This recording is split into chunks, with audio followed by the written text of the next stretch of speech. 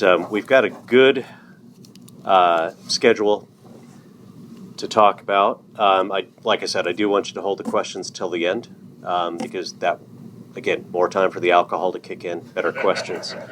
This is good.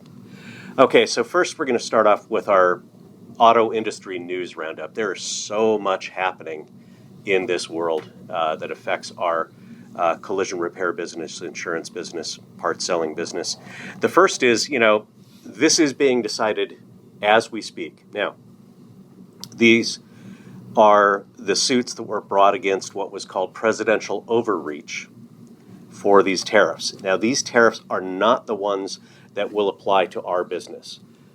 The tariffs that are on the imported parts, the raw materials, all are from Section 232 of the 1962 Trade Act and perfectly legal and will stay in place or be modified, because we're going to talk about one of the modifications, until the administration decides they're no longer advantageous for the administration. So this will be interesting because this is going to be, the fentanyl-related tariffs and all of the other crazy, I'll put 100% tariff on Zimbabwe. Those tariffs, not the ones in our business. One of the things that was a recent change, which was a benefit, this shows the power of the big three lobbying, is that the tariff reduction for non-USMCA compliant components that were being shipped in from overseas to U.S. assembly plants were supposed to be taxed at 25%. There was an exception made for 3.75% of the MSRP of every vehicle, which should cover most all of the components that are being brought in. And that was set to expire in 2027. They've extended that now until 2030. And that is a big, big win for U.S. car makers. So that's a positive. Some steel and aluminum tariffs are set to get a tariff reduction of up to half. They're at 50% now. And this was an executive order that started October 17th and is aimed at giving some relief to mid and large truck manufacturers who were dependent on both Canadian and Mexican steel and aluminum. So there is a break to cut those in half to about 25%. But it only is up to what is anticipated to be the total U.S. output in the future. So it's the U.S. Commerce Department has to decide how much that's actually going to be. But it is a sign of a relief. We've seen, the reduction or the extension of the 3.75% exemption. We've seen this. Those are two manufacturing good pieces of news that's coming out of these revisions to these tariffs. One of the things I look at beyond just here's the tariff, here's the impact, is what else is happening in a broader sense. And one of the biggest news items that I saw in the last month was that First Brands Group filed for bankruptcy. Look at some of those name brands. Those are name brands, if you worked in this industry, we all recognize. Rebestos Brakes, Tricor, Anco, Fram Oil Filters, Rebus, you name it, and we've probably got one of these on our car. This was a company that nobody had heard of 5 years ago because it didn't exist 5 years ago. What happened was they were doing these sort of building this large corporation by buying these things and incurring a lot of debt and building the company and saying, we'll get some synergies by reducing some staff. Come on in, folks. We do have wine, so feel free.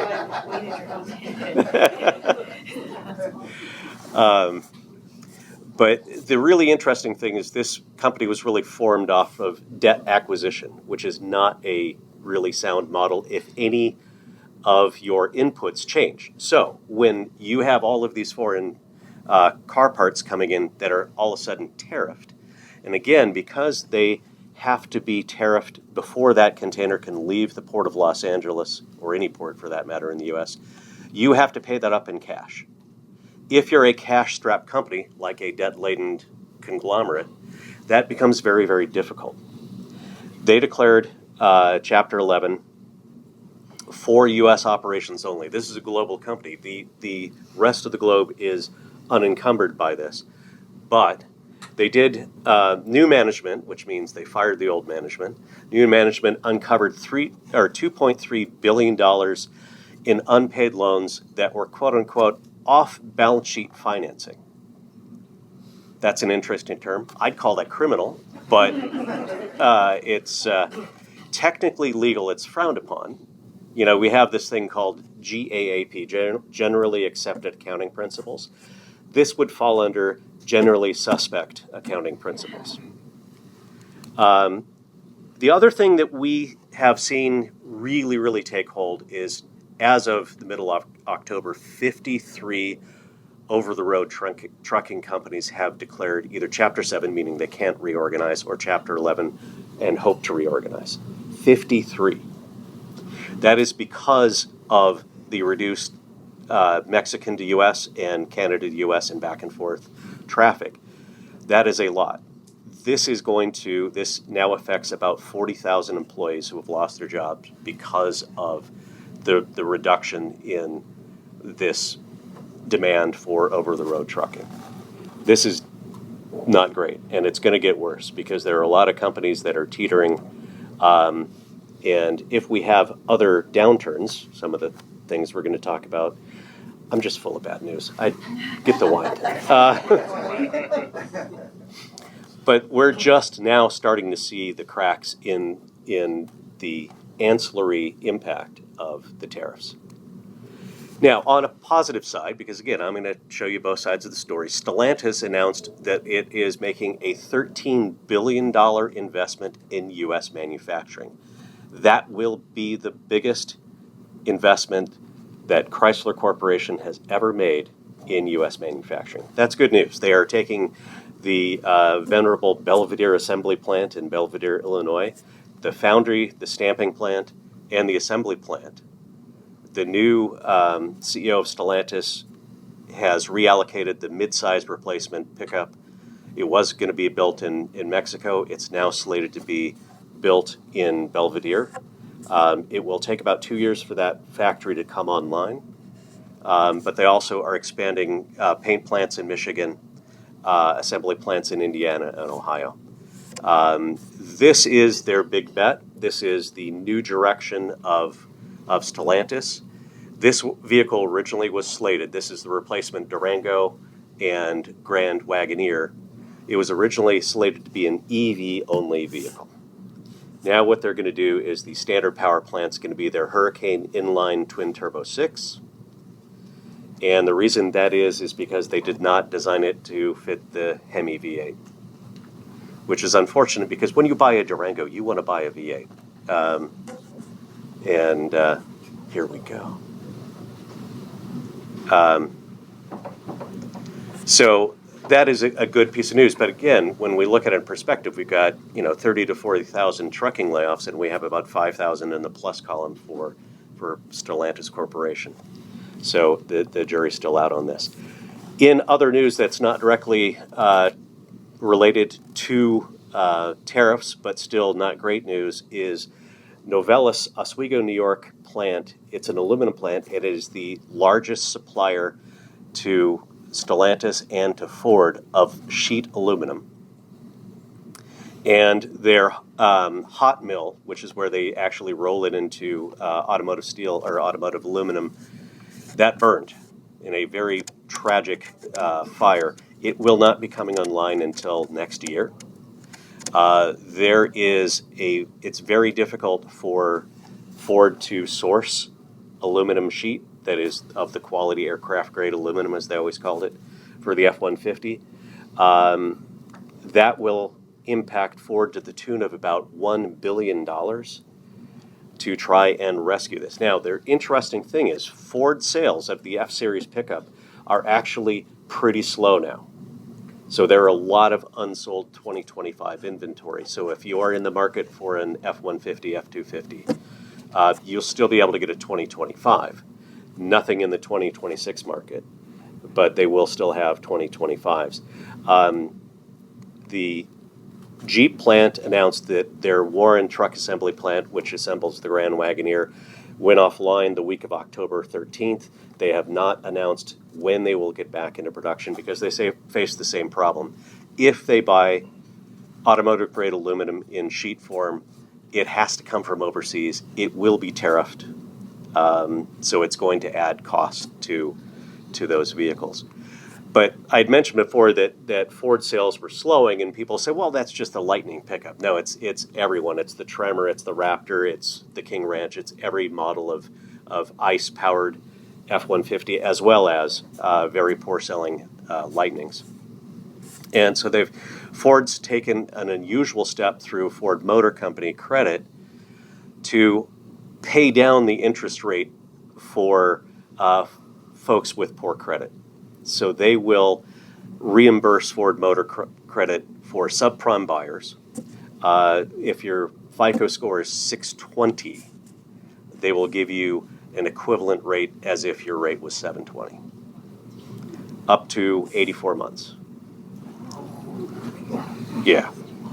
We're going to talk a little bit more about where we're at with the financing overall, and it's kind of scary. This one was a little piece of news that you may have heard about. It's Nexperia is a Dutch company that makes microchips. And these are what they call mature grade microchips. So these are the ones you find in door handles, in speedometer clusters, in electronic seat adjustments, in seat heaters. This is the biggest supplier of those chips. And the Dutch government took over the production facilities, and now they're in a spat with the mainland Chinese government. So the communist Chinese government against the Dutch government. Yeah, that is interesting. There is a very famous quote of, "I don't hate anybody except for the Dutch," because they are so stubborn. This could lead to a crisis that is as big as the chip crisis because of COVID. So this is a wait and see because, again, we're going to be the largest chip manufacturer. Nissan has already said they have suspended production of the Rogue because of the chip shortage, because they were very much a just-in-time production facility and used these chips, and now that supply is ceasing. So not great. And for a little nostalgia, the Kia Soul is going out of production. This is the third generation. Have you ever seen one that wasn't green in this first generation? It's like, yeah, every one of those damn things were green. But it goes towards this trend that even Kia is eliminating their lowest price vehicles. So the base model Soul started with an MSRP of just under $20,500. Now their cheapest vehicle will be the K4, starting at $23,285. And I defy anybody to go, yeah, I know what a K4 looks like. No, nobody does. So that leaves the question, what is the cheapest vehicle you can buy new in the U.S.? The Mitsubishi Mirage. Yeah. MSRP of $16,695. Yeah, it's a bargain. Get two. They're cheap. The power is supplied by a 1.2-liter three-cylinder engine, delivering a whopping 78 horsepower. Yeah, with a 0 to 60 in a sleep-inducing 12 seconds. And I've always wondered, why did they call it the Mirage? It seems like a really weird name. You know, I remember the Ford Aspire saying, you aspire to be a better car than you really are? But the Mirage, when I looked up the definition, that it's a naturally occurring optical phenomena, when you come upon it, it isn't there, it leads to disappointment. And I'm like, that's the perfect name for this car. Yes. So a new vehicle sales update. It's been revised down again. So again, last year in 2024, we sold 15.9 million new vehicles. That is below average. We need to sell, and I say need to because 16.1 to 16.5 million new vehicle sales every year is what keeps the car fleet getting a little bit newer, and so we're right now at 12.8 years from new. If we get this 15.7, we will go to 12.9. That leads to more total losses. Also, and I had mentioned this in the webinar a couple of months ago, when you look at the vehicles that have full electronic automatic braking, that won't be a big chunk of the car, so you're still going to have driver error on a lot of these cars. So I guess the good news is we'll sell parts, we'll solve claims, we'll rent cars, so it's okay. But I had said in September that I thought it would go down to 15.7. It did. We've still got one more month of reporting before December. I think it's going to go down another 100,000 units because of, these, suspension of the Rogue and the reduction of production from some of these other carriers or car makers. And if you remember, if you watched that webinar, thank you, I talked about the lot rot vehicle that Stellantis last quarter sold, a brand new Jeep Patriot, a 2017 Jeep Patriot, brand new. That is lot rot. They're also called zombie cars. And I thought, wow, that's the coolest thing. They did it again. They're selling zombies all over the place. They sold a Dodge Dart, a 2016 Dodge Dart as a brand new vehicle. It had 13 miles on it. They sold a Dodge Journey. They sold a Fiat 500 XL. Both the Journey and the XL went out of production in 2020. And they sold a Dodge Grand Caravan. I only included the other ones because everybody knows what a Dodge Caravan looks like. But there is actually a website that you can go on and find these lot rot vehicles. I mean, think about it. It'd be a bargain. Not as good as the Mirage, but close. But, I mean, who doesn't want a good bargain? And this is the pinnacle of Chrysler mediocrity that you could be buying. I mean, hey. So one of the things when you do buy a car is you need to finance it. And the things I'm going to tell you about are pretty interesting because it mirrors very closely the housing bubble of 2008 and 2009. A couple of things. The average new vehicle transaction price is now over $50,000 for the first time in history. That is a huge chunk of people's income. And people are still buying cars, and they're financing some pretty big loans on some pretty big cars. Some financing facts that are really scary. The average car payment in the U.S. is now $742. Nearly 1 in 5 car buyers in the first quarter of 2025 closed a loan that was 7 years or longer. 1 in 6 car owners has a single car payment of $1,000. 28.6% of people trading in a car in 2025 had negative equity on the car that they were trading in. In January 2022, during the chip crisis, 82% of American car buyers paid over MSRP. Now those cars are 3 years old. The joy of the new car smell is worn off. And they're looking to trade that. And in some cases, 10% of the vehicles have a negative equity of $15,000. That is unsustainable. That is just crazy. And we're going to talk a little bit more about what's happening with that money. The average of negative equity for those people, the ones that had, the 28.6% that had negative equity, is over $6,800. That is a huge amount of money. If you look at rolling that, say you put the $6,800 on top of that beautiful Mitsubishi Mirage that just under $17,000, you're going to be into that car, $23,000, $24,000. You're going to be upside down on that car. If you took out an 84-month loan, you'll be upside down 83 out of 84 months. It's scary. Now, repossessions, because people are defaulting on these high loans that they've taken out, repossessions in 2024 reached a record of 1.73 million vehicles repossessed. We now carry as a nation $1.7 trillion in automotive debt. And Gen Zers have the highest delinquency rate at 7.5%. Subprime at 6.43%. Overall, nearly 5% of loans are now delinquent that means more than 90 days past due. That's when it becomes hard to catch up on, because you've got to come current with 90 days of what could be a $742 car payment. Now, another big sign of cracking is 3 major subprime lenders, PrimaLend, Tricolor, and Automotive Credit Corporation, all declared bankruptcy in the last 2 months, 3 months.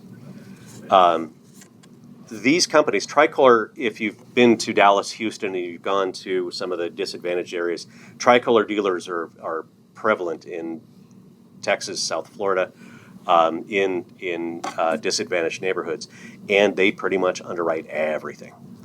The problem is, similar if you remember the movie The Big Short, where they talked about the Jenga and doing the subprime loans with the A loans, they do that with auto loans as well, because these are holding companies. They work with JP Morgan Chase, Fifth Third, and Barclays to do short-term financing until someone buys that high-risk loan. These all have, these 3 companies declaring bankruptcy means that those major banks are holding billions of dollars in unsatisfied loans and potentially will face some pretty serious issues because they are the warehouse lenders that resell those loans. And to really delve a little bit more deeply into poor credit and what it can cost you, here is the average APR based on credit. So super prime, you're paying 5.27%. That is still more than double what it was a few years ago, right? But as you go down, you go into deep subprime or just deep S. If you have a credit rating of 300 to 500, God love you, you're paying just under 16%. Or if you bought a used car, which is probably what you're going to be buying because you can't afford, unless it's a Mirage, you're not going to be able to afford that, but you're paying almost 22% for a car loan.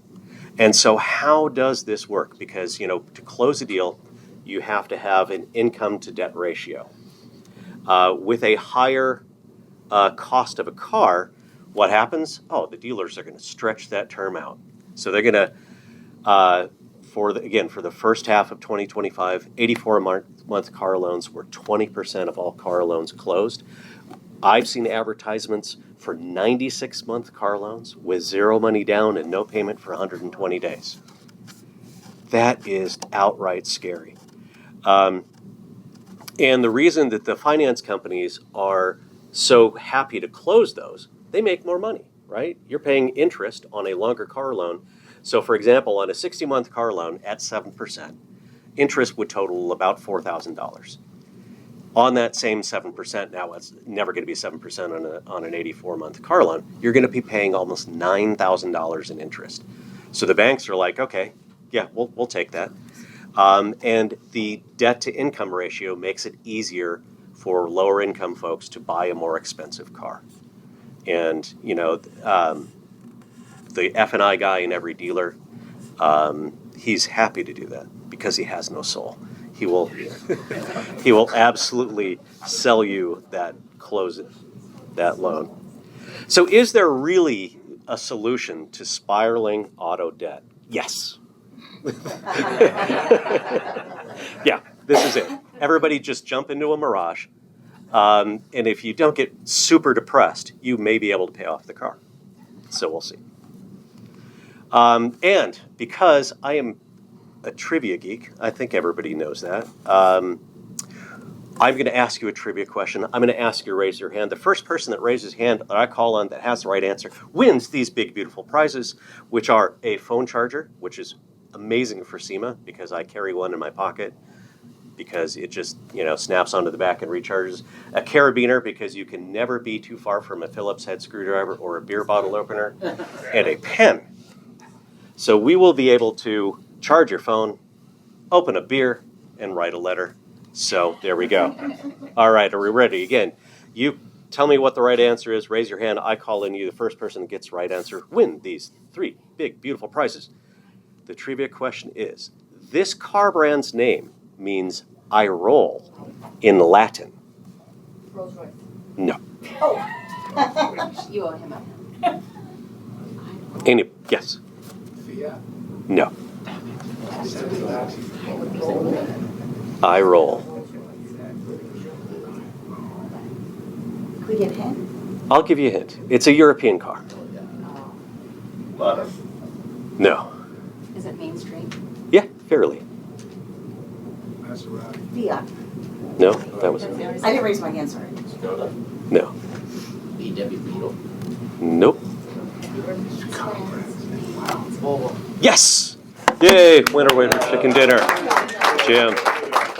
Volvo. Yeah, it means I roll. They were the original subcontractor for SKF bearings, so they rolled the bearings, and so that's how they came up with the car company. So, yep, it is Volvo. I know one. There we go. I love this. All right, and now we're getting into some seriously fun numbers because people say, you know, you're a data geek, and I say, I'm a proud data geek. Yes. We're going to talk about parts price inflation by condition.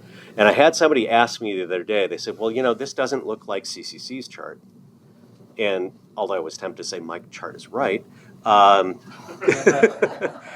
I said we're measuring different things. What CCC does is measures the average aftermarket part price every month. And so that's just your mix is going to change. If you have more F-150s and the next month more Corollas, your parts prices are going to go. And their chart does look like an EKG. What I did is I took a market basket of 3-year-old car parts, our top-selling fenders, hoods, bumpers, lights, etc., and said, okay, let's find these. Every year it's going to be a 3-year-old mix of these parts. And then we look at what the average transaction price is of the most cost-effective part in PartsTrader. And you can see this inflationary rate. And if you look, you can see up on top, the inflationary rate for the full year of 2025 has been pretty stout at 6.3%. You also can see when the UAW strike settled, which is right when it started to increase. So that was pre-tariffs. That was the big three realizing in a lot of cases they had to pay for their new UAW contract wins, and they started to increase collision parts prices. One of the other things we started to see is in green, that recycled. This is also interesting. This is somewhat tariff related because a weakening dollar means that more salvage will be purchased overseas, right? If you talk to IAA or Copart, they will both tell you that 36% of their salvage is purchased by overseas buyers. And then I always go back, because again, I'm that data geek, that I ask, okay, so when the car stayed in the U.S., what was the frequency that they had to outbid a foreign buyer to win that car? Because that also shows an influence of foreign currency and on the ultimate cost of that parts harvest car staying in the U.S. And they said that's another 35 to 36%. So when you have a weakened dollar, you have this pressure for that car to go overseas or be influenced and increased in cost if it stays here. And we're just starting to see the impact of that being spread across recycled parts and assemblies. And I think that's going to continue and potentially get as high of an inflation rate, again, close to that 6%, that the new OE parts are. This is interesting because aftermarket parts are flatlining. I mean, I could tell you that it looks like Dick Cheney's EKG, but that's probably cruel. But you look at, too soon? Yeah. You look at how flat this truly is. And it is because of two factors. The aftermarket folks bought about a year's inventory pre-tariff. They are coming to the end of that. I do expect to start to see a little bit of an increase on that inventory. The other thing is that one of the benefits of the PartsTrader competitive marketplace is we have aftermarket suppliers looking at their win and loss ratio and holding steady on their prices for fear of selling fewer parts. So I think that is potentially going to see about a 1 to 2% increase in pricing, and these are all list pricing averages, But the ones really to watch are recycled and new OE. Median delivery days, and you know I love my median delivery day chart, and this big beautiful formula up there illustrates why I always look at median rather than the simple average. And this example is a pretty illustrative example of why median plus 2 standard deviations makes a lot more sense when looking at the impact of delays in parts deliveries. So, here's a few parts, one outlier at 11 days, that hood hinge. The rest are all 1. There's 1, the hood's 2.5. But you've got a hood hinge. You cannot deliver that car if you don't have the hood hinge on it. I wouldn't recommend it. But if I just took the simple average, it would work out to 2.3 days. You go, I don't have a problem. But if I do the median plus 2 standard deviations to capture outliers more accurately, all of a sudden I'm at 6.6 when my simple average is 2.3. So it's more than double. So I've got a problem. I've got an outlier.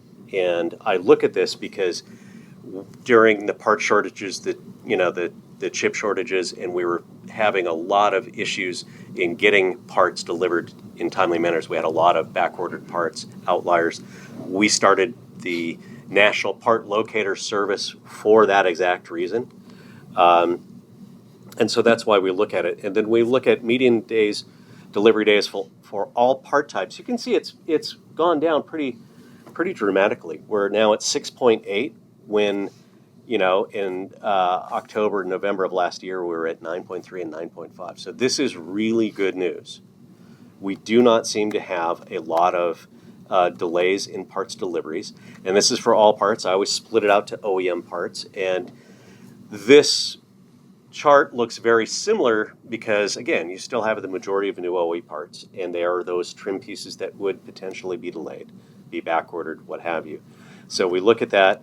We also look at aftermarket, and this is interesting because, you have a smaller number of parts that are held in stock. Usually they're bigger parts, and so there is a different scale. So we're at, 2.3 days, well within the average. So if you look at, do I order that part new? Do I order it aftermarket? Do I order it price-matched aftermarket, recycled? Look at the delivery days as well. And our repair shops absolutely look at the delivery days when they're looking at purchasing so that they do not come across delays. Recycled, again, 3.3 days. The only outlier here was December, and if you recall, December of last year, there was unusually cold weather and ice in the south, like eastern Texas, Alabama, Mississippi, Georgia, and they don't do ice in those states very well. No. But one of the other really interesting things is looking at the price matching. So again, this is where an OE part is reduced to the aftermarket price and is sold. But if you remember, the aftermarket median delivery days were 2.3 days. And you're dealing at 4.6, 4.8. So the question does become, is that going to affect the keys-to-keys cycle time for that OE part? Does that repair shop, is he saying, hey, I want to hang this OE part? Chances are he's probably getting a lower margin because it's had to been reduced, and the dealership and the repairer are taking some pain in order to get that OE part for that car. But if it's taking longer and he's making less margin, is that the best business decision? Probably not. So before I open up for questions, I'm going to give you my look ahead and what we're going to potentially see in 2026. And then everybody, hopefully your alcohol is settling in. You're freeing up some good questions for me. But we will likely see a chip shortage similar in magnitude to what we saw with COVID if this Nisperia thing cannot be resolved very quickly. It is. We are starting to see Volkswagen now making noise that some of their production is being suspended because of the chip shortage. That may also be from soft demand, and they're masking it as chip shortage, but we'll have to look and see. Collision parts price inflation will likely continue at the current rate for OEM parts. I do not see a circumstance where this will go down. I think especially with aluminum parts affected the way they are because of the Novelis plant fire, it will potentially be higher than 6.3% going into next year. We're going to see those bigger price increases in recycled parts as that dollar still goes down. The U.S. dollar index, to give you an idea, has gone down over 15 points since February of this year. That is a precipitous drop in the value of the U.S. dollar, and it's making those foreign buyers, they've got more cash in their pocket to spend. We'll likely see, as the pre-tariff stock has been depleted, we'll start to see a little bit of upward pressure. Again, it's not going to be as big, especially if you're, looking at the competitive tension inside the PartsTrader system. That's going to keep those parts as accurate as possible. And then lastly, 2026 is going to be a year of consolidation for small suppliers of aftermarket parts. You're going to see those folks that are running off. I talked to a lot of Taiwanese manufacturers when I was in Taiwan earlier this year. They were arranging financing for U.S. distributors to buy on some pretty favorable credit terms. All of a sudden, to get that 20-foot container ransomed off of the dock, you got to pay that tariff upfront in cash. That's a lot of cash. You've got a cash-strapped situation. Hopefully you don't have any off-book financing going on. That could be a real problem. And so I think that there are going to be a lot of smaller aftermarket suppliers, regional suppliers, local California, Northern California suppliers that are going to be gobbled up by some of these larger companies that are looking to expand. Okay. Now, it's all settled in. You're all loosened up. Let's get some good questions. Stunned everybody into silence. All right. Yes. I'll play. So with the fire that took out the major sheet aluminum, does Reynolds and Reynolds or Alcoa have anything to do with that? And or are they part of that supply chain? They are not. Alcoa does not do, they have left automotive grade sheet aluminum to Novelis primarily. Alcoa still goes, we can make soda cans, we can make, gutters, they do all of that. So I wish there was a way for an American company to step in. Eventually, if it drags on, there potentially could be, but they'd have to build the plants to do the hot mill and create these large, 10-foot wide sheet aluminum pieces. So we're 3 months out or better if that was even to be the case. Yeah. Okay. So I've been watching the news on Novelis, and they're optimistic that they could get production started up again in April or May. So that is pretty significant because we look at the Ford supply of aluminum, hoods, fenders, all their F-150 parts. They only have like 90 days. So we're going to potentially see some F-Series hurting pretty badly. To piggyback on that, who supplies Mercedes-Benz, Audi on their aluminum? Because they've been using it a lot longer than we have. Yep. They have, Germans always have supplies from Germany. They have learned, their major aluminum ore and sheet metal is in Poland and Dresden in the former East Germany. And so they ship, now it's taxed if it's tariffed if it comes to the U.S. for, the Alabama assembly plant, or if it goes to Mexico for Jeddah, Tiguan. So they are not going to be affected by this. They could be affected if all of a sudden Ford goes, hey, we've got a great business plan for you. We'll buy, more of your aluminum. But I think what happens, again, it's the old economics question of you've got demand, you've got a shrinking supply. What happens? The prices go up everywhere. And I think that's going to happen. Thanks, Ernie. I appreciate it. Yeah, Vanessa. Question. So you mentioned Xperia and the chip shortage and potentially it going back to COVID. Like, how soon do you think that could potentially impact the market? Like you said, Volkswagen's talking about it. Yep. Nissan's do you already. see it like in the near future, or how Mhm. long will we know if the chip shortage will impact? Yeah, us? I would say by January of next year, we will start to see car makers saying we have to pause production. Really? Yeah, it's not good. No, I think what else will happen is, if you remember, 2022 was sort of like the crest of the chip shortage, and you started to see decontenting of cars. I was looking at a car, and should I buy the 21 model or the 22 model? And the 21 had a full LED display dash. I thought that was really cool.